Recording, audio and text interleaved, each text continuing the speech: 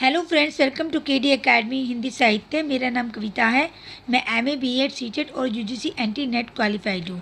और फ्रेंड्स, हम तैयारी कर रहे हैं हिंदी सब्जेक्ट से एंटी यूजीसी नेट की तैयारी पेपर 2 की। ओके फ्रेंड्स, और अगर अभी तक आपने इससे पहले की वीडियो नहीं देखी है तो जाके ज़रूर देखिए, वो आपके बहुत काम आने वाले हैं। और फ्रेंड्स, अगर आप अभी तक आपने चैनल को सब्सक्राइब नहीं किया है तो चैनल को सब्सक्राइब जरूर कर लीजिए और बेल आइकन को प्रेस कीजिए, जिससे आने वाले वीडियो का नोटिफिकेशन आपको मिल जाए। और लाइक कीजिए। फ्रेंड्स, अभी हमारी कहानी चल रही है और आज हमारी ये लास्ट कहानी है जिसका नाम है धुलाई वाली, जो बंग महिला ने लिखी है। और चलिए शुरू करते हैं फ्रेंड्स। और अगर अभी तक आपने इससे पहले की कहानियाँ नहीं देखी है तो जाके ज़रूर देख लीजिए, वो सारी पूरी कंप्लीट हो चुकी है। ओके फ्रेंड्स, चलिए शुरू करते हैं। ये धुलाई वाली है बंग महिला, ये आज ही पूरी हो जाएगी फ्रेंड्स। ज़्यादा बड़ी कहानी नहीं है, छोटी ही कहानी है। और अगर फ्रेंड्स मैं लास्ट में अगर आपके लिए लिखती नहीं हूँ इसके कैरेक्टर के नाम, तो आप ये देखिए, मैं जो बोलती हूँ आप वो लिखते जाइए। जितने भी कैरेक्टर के नाम आते हैं मैं बताती रहूँगी, आप लिखते जाइए वो, क्योंकि वो पूछे जाते हैं फ्रेंड्स। चलिए शुरू करते हैं। काशी जी के दशाश्वमेध घाट पर स्नान करके एक मनुष्य बड़ी व्याग्रता के साथ गोदोलिया की तरफ आ रहा था। एक हाथ में एक मैली सी तौलिया में लपेटी हुई भीगी धोती और दूसरे में सुरती की गोलियों की कई डिब्बियाँ और सूखने की एक पुड़िया थी।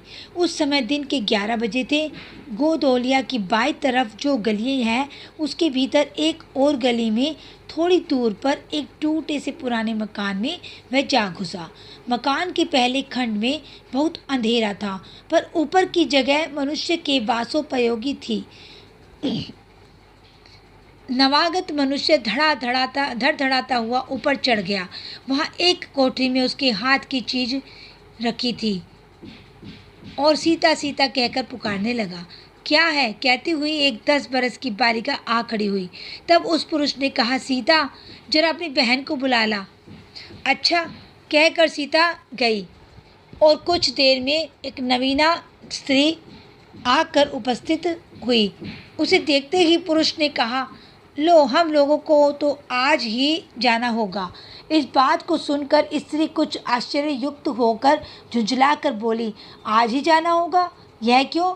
भला आज कैसे जाना हो सकेगा? ऐसा ही था तो सवेरे भैया से कह देते। तुम तो जानते हो कि मुँह से कह दिया, बस छुट्टी हुई। लड़की कभी विदा की होती तो मालूम पड़ता। आज तो किसी सूरत जाना नहीं हो सकता। तुम आज कहती हो, हमें तो अभी जाना है।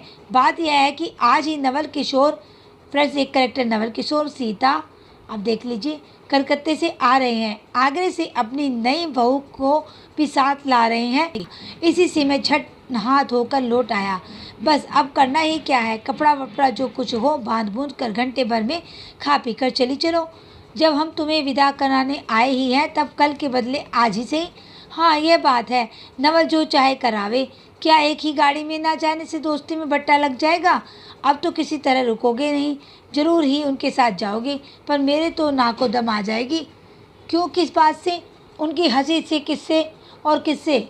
हंसी ठट्टा भी राह में अच्छी लगती है, उनकी हंसी मुझे नहीं भाती। एक रोज़ मैं चौक में इतने में ना जाने कहाँ से आकर नवल चिल्लाने लगे, ए बुआ, देखो तुम्हारी बहू पुड़िया खा रही है। मैं तो मारे शर्म के मर गई। हाँ, भाभी जी ने बात उड़ा दी सही। वे बोली, खाने पहनने के लिए तो आई ही है, पर मुझे उनकी हंसी बहुत बुरी लगी। बस इसी से तुम उनके साथ नहीं जाना चाहती? अच्छा चलो, मैं नवल से कह दूंगा कि यह बेचारी कभी रोटी तक तो खाती नहीं, पूड़ी क्यों खाने लगी। इतना कहकर बंसीधर, फ्रेंड्स कैरेक्टर में सीता और बंसीधर और नवल किशोर। बंसीधर कोठरी के बाहर चले आए और बोले, मैं तुम्हारे भैया के पास जाता हूँ, तुम रो रुला कर तैयार हो जाना। इतना सुनते ही जानकी देवी की आंखें भर आई और आषाढ़ सावन की ऐसी झड़ी लग गई। बंसीधर इलाहाबाद के रहने वाले हैं, बनारस में ससुराल है, स्त्री को विदा कराने आए हैं। ससुराल में एक साले साली और सास के सिवा और कोई नहीं है। नवल किशोर इनके दूर के नाते में ममेरे भाई है, पर दोनों में मित्रता का ख्याल अधिक है। दोनों में गहरी मित्रता है, दोनों एक जान दो कालिब है। उसी दिन बंसीधर का जाना स्थिर हो गया। सीता बहन के संग जाने के लिए रोने लगी। माँ रोती धोती लड़की की विदा की सामग्री इकट्ठी करने लगी। जानकी देवी भी रोती ही रोती तैयार होने लगी। कोई भी चीज़ भूलने पर धीमी आवाज़ से माँ को याद भी दिलाती गई। 1 बजने पर स्टेशन जाने का समय आया। जानकी देवी फ्रेंड्स करेक्टर, अब गाड़ी या इक्का लाने को कौन जाए। ससुराल वालों की अवस्था अब आगे किसी नहीं कि 2-4 नौकर चाकर हर समय बने रहे। सीता के बाप के ना रहने से काम बिगड़ गया है। पैसे वाले के यहाँ नौकर चाकरों के सिवा और भी 2-4 खुशामदी घेरे रहते हैं। चूचे को कौन पूछे। एक कहारी ने सो भी इस समय कही गई है। साले राम की तबीयत अच्छी नहीं है, वे हर घड़ी बिछोने से बातें करते हैं। 30 पर भी आप कहने लगे, मैं ही धीरे धीरे जाकर कोई सवारी ले आता हूँ, नज़दीक तो है। बंसीधर बोले, नहीं नहीं, तुम क्यों तकलीफ करोगे, मैं ही जाता हूँ। जाते जाते बंसीधर विचारने लगे कि इक्के की सवारी तो भलकी स्त्रियों के बैठने लायक नहीं होती, क्योंकि एक तो इतने ऊंचे पर चढ़ना पड़ता है, दूसरे पराये पुरुष के संग एक साथ बैठना पड़ता है। मैं एक पालकी गाड़ी ही कर लूँ, उसमें सब तरह का आराम रहता है। पर जब गाड़ी वाले ने 1.5 रुपया किराया मांगा, तब बंसीधर ने कहा, चलो इक्का ही सही, पहुंचने से काम। कुछ नवल किशोर तो यहाँ से साथ है ही नहीं, इलाहाबाद में देखा जाएगा। बंसीधर इक्का ले आए और जो कुछ असवाब था इक्के पर रखकर आप भी बैठ गए। जानकी देवी बड़ी विकलता से रोती हुई इक्के पर जा बैठी। पर इस अस्थिर संसार में स्थिरता कहाँ, यहाँ कुछ भी स्थिर नहीं। इक्का जैसे जैसे आगे बढ़ता गया, वैसे जानकी की रुलाई भी कम होती गई। सिकरोल के स्टेशन के पास पहुँचते पहुँचते जानकी अपनी आंखें अच्छी तरह पहुँच चुकी थी। दोनों चुपचाप चले जा रहे थे कि अचानक बंसीधर की नज़र अपनी धोती पर पड़ी और अरे, एक बात तो हम भूल ही गए कहकर पछता से उठे। इक्के वाले की कौन बचाकर जानकी जी ने पूछा, क्या हुआ, क्या कोई ज़रूरी चीज़ भूल आए। नहीं, एक देसी धोती पहनकर आना था, सो भूल कर विलायती ही पहन आए। नवल की कट्टर स्वदेशी हुए हैं ना, वे बंगालियों से भी बढ़ गए हैं। देखेंगे तो 2-4 सुनाएंगे, बिना नहीं रहेंगे। और बात भी ठीक है, नाहक विलायती चीज़ें मोल लेकर क्यों रुपये की बर्बादी की जाए। देसी लेने से भी दाम लगेगा सही, पर रहेगा तो देश में ही। जानकी जरा बोहे टेढ़ी करके बोली, धोती तो धोती है, पहनने से काम क्या यह बुरी है। इतने में स्टेशन के कुलियों ने आ घेरा। बंसीधर एक कुली करके चले। इतने में इक्के वाले ने कहा, इधर से टिकट लेते जाइए, पुल के उस पार तो डोड़े दर्जे का टिकट मिलता है। बंसीधर फिर कर बोले, अगर मैं डोड़े दर्जे का ही टिकट लूँ तो। इक्के वाला चुप हो रहा। इक्के की सवारी देखकर इसने ऐसा कहा। यह कहते हुए बंसीधर आगे बढ़ गए। यह तो समय रेल पर बैठकर बंसीधर राजघाट पार करके मुगल सराय पहुँचे। वहाँ पुल लांग कर दूसरे प्लेटफार्म पर जा बैठे। आप नवल से मिलने की खुशी में प्लेटफार्म के इस छोर से उस छोर तक टहलते रहे। देखते देखते गाड़ी का धुआं दिखलाई पड़ा। मुसाफिर अपनी अपनी गठरी संभालने लगे। रेल देवी भी अपनी चाल धीमी करती हुई गंभीरता से आ खड़ी हुई। बंसीधर एक बार चलती गाड़ी ही में शुरू से आखिर तक देख गए, पर नवल का कहीं पता नहीं। बंसीधर फिर सब गाड़ियों को तेरा गए। भीतर घुस कर एक डिब्बे को देखा, किंतु नवल ना मिले। अंत तो को आप खिजला उठे और सोचने लगे कि मुझे तो वैसी चिट्ठी लिखी और आप ना आया, मुझे अच्छा उल्लू बनाया। अच्छा, जाएंगे कहाँ, भेंट होने पर समझ लूँगा। सबसे अधिक सोच तो इस बात का था कि जानकी सुनेगी तो ताने पर ताने मारेगी, पर अब सोचने का समय नहीं। रेल की बात ठहरी। बंसीधर झट गए और जानकी को लाकर जनानी गाड़ी में बिठा दिया। वह पूछने लगी, नवल की बहू कहाँ है, वह नहीं आए और कोई अटकाव हो गया, कहकर आप बगल वाले कमरे में जा बैठे। टिकट तो डोड़े का था, पर डोड़े दर्जे का कमरा कलकत्ते से आने वाले मुसाफिरों से भरा था, इसलिए तीसरे दर्जे में बैठना पड़ा। जिस गाड़ी में बंसीधर बैठे थे उसके सब कमरों में मिलाकर कल 10-12 ही स्त्री पुरुष थे। कुल 10-12 ही स्त्री पुरुष थे। समय पर गाड़ी छूटी। नवल की बातें और ना जाने क्या अगड़ बगड़ सोचते गाड़ी कई स्टेशन पार करके मिर्ज़ापुर पहुंची। मिर्ज़ापुर में पेट राम की शिकायत हुई। उसने सुझाया कि इलाहाबाद पहुंचने में अभी देरी है।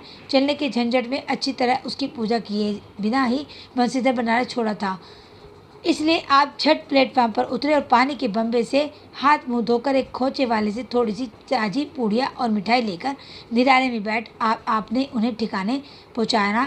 फिर से जानकी की सुध आई। सोचा कि पहले पूछ ले, तब कुछ मोल लेंगे, क्योंकि स्त्रियाँ नटखट होती है, वे रेल पर खाना पसंद नहीं करती।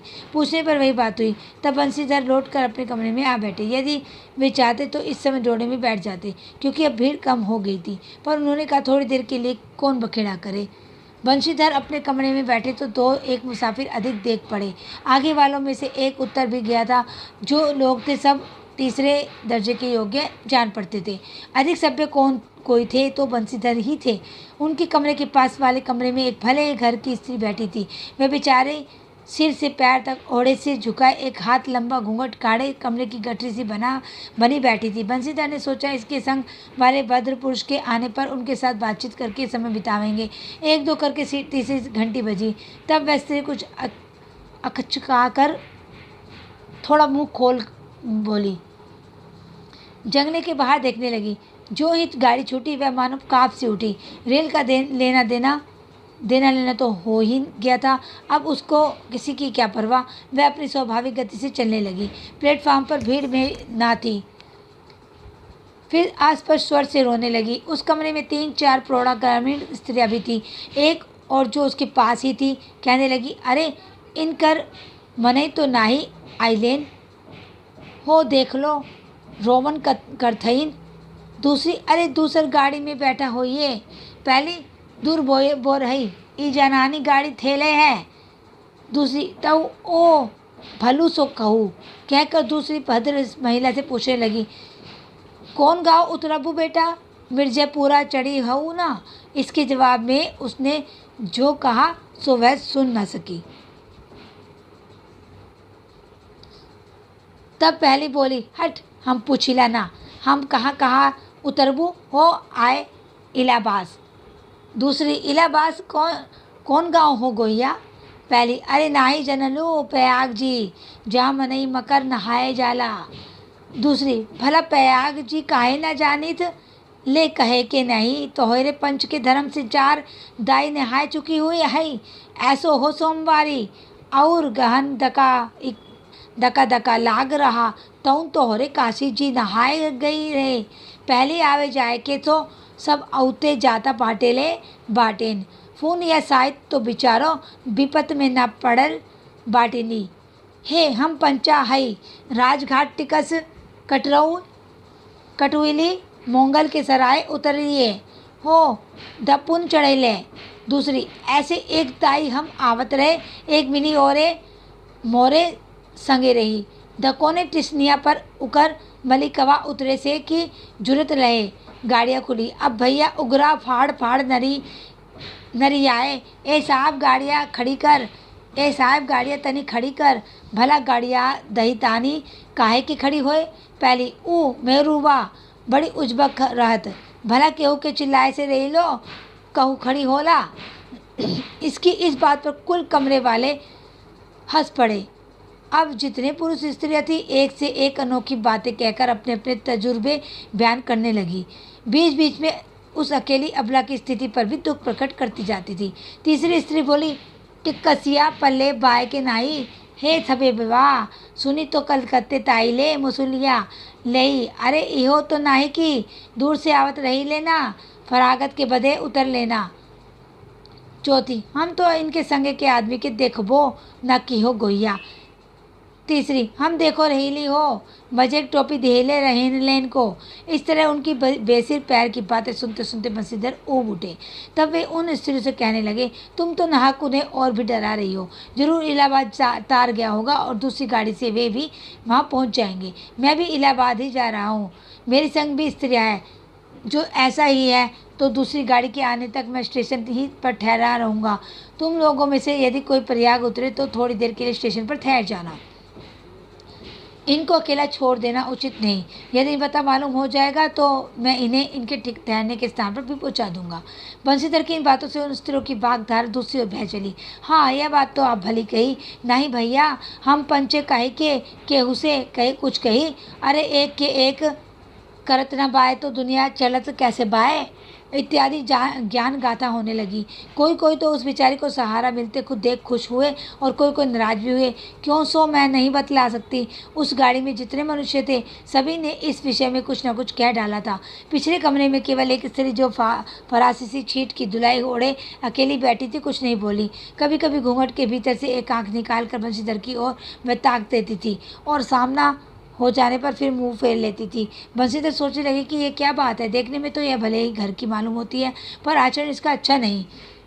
गाड़ी इलाहाबाद के पास पहुंचने को हुई। बंसीधर उस स्त्री को धीरे दिलाकर आकाश पाताल सोचने लगे।